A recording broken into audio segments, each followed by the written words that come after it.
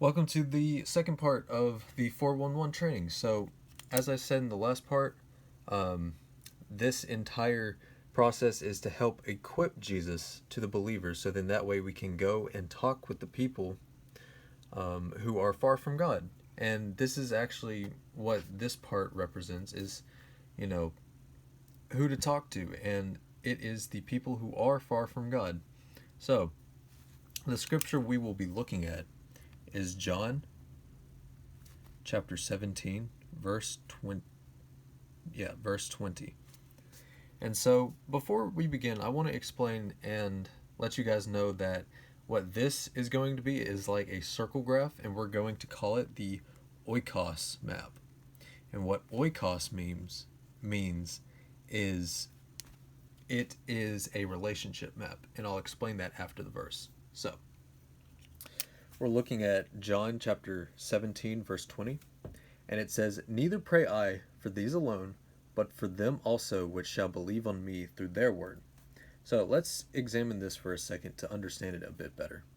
So Jesus is here praying, and he's not praying for a specific person.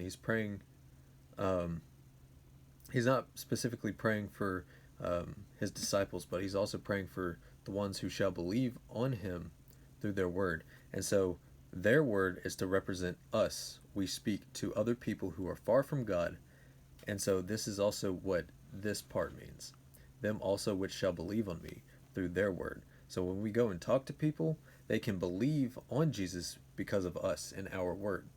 So, as I had said before, the oikos means relationship. And as I also said, it's like a circle graph. So, we're going to draw a circle, and it's to this circle represents us. So let's think for a second. Who are some people that are far from God that we know in our life?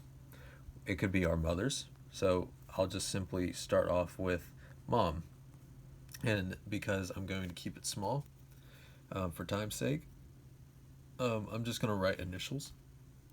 And so when I go and talk with my mom, or your mom, when you go to talk to your mom, you can, explain what Jesus has done for you and, the stuff that you already know that Jesus has done. And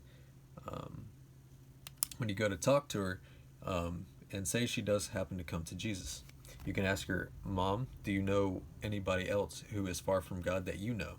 And so she could think of her friend, and we'll say Fred. Fred is her friend, and so you'll go to Fred, and you can think of other people in your life. So somebody that you could connect to would be your dad, and then those two would connect.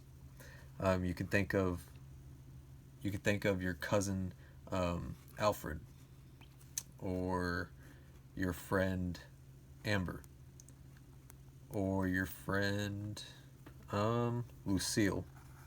So and then you would connect. And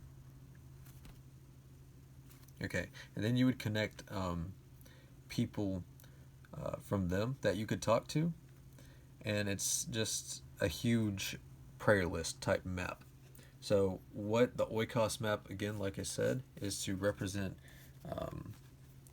people who are far from God. And so that's who you're going to be talking to. So through Lucille, you'll talk to Libby, and then through Libby, you'll talk to Evan. Through Evan, James, and so through Amber, you could talk to Rachel, and then you can talk to Ben, and then through Alfred, you'll talk to Matthew. Matthew, you'll talk to Ezekiel, and so forth and so on.